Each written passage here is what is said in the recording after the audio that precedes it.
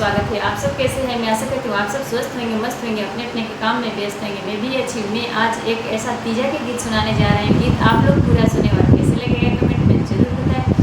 तो चलिए देर न करते हुए मैं सुना रही हूँ, आप लोग पूरा सुनोगे तो ही आनंद आएगा। तो सुनिए। गौरा जी से पूछे सब सखिया तो सुनाए गौरा देई, सुनाए गौरा देई हो। ये गौरा कवने बरत तू कैलू त सिंदूराया मर कैलू हो। ये गौरा कवने बरत तू कैलू त सिंदूराया मर कैलू हो। हंसी हंसी बोलेली गौरा त सुनाए सखिया सब, सुनाए सखिया सब हो। ये सखी जेठा मास धूपावा में तपनी, ये सखी जेठा मासे धूपावा में तपनी त सावन के सोमर कैनी हो। ये सखिया जेठा मासे धूपावा में तपनी त सावन के सोमर कैनी हो। ये सखिया यगहन मासे गंगा नहाइनी, अगिनी नाही तपनी नु हो। ये सखिया मग मासे गंगा नहाइनी, अगिनी नाही तपनी नु हो।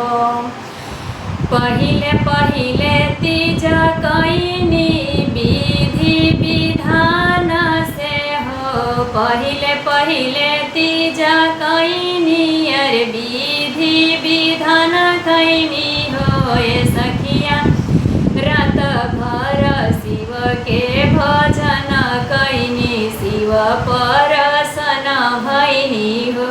ये सखिया रात भर शिव के भजन कैनी, शिव परसन भैनी हो।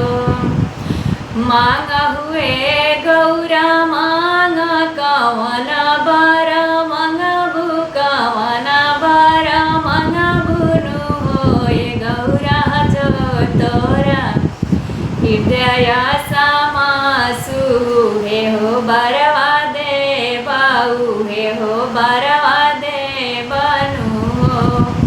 हे गौरा जो तोरा हृदय समासु हे हो बरवा दे बाऊ, हे हो बरवा दे बनू हो।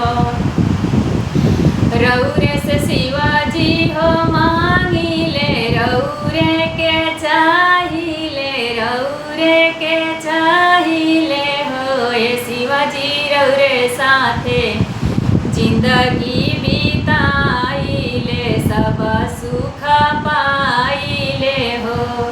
ये शिवाजी रौरे संगे जिंदगी बिताइले, सब सुख पाइले हो।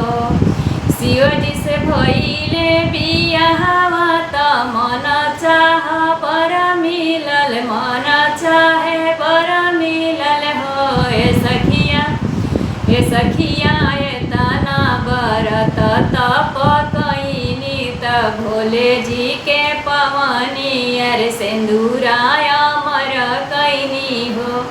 ये सखिया तना बरत तप कैनी त भोले जी के पवनी अरे सिंदूराया मर कैनी हो।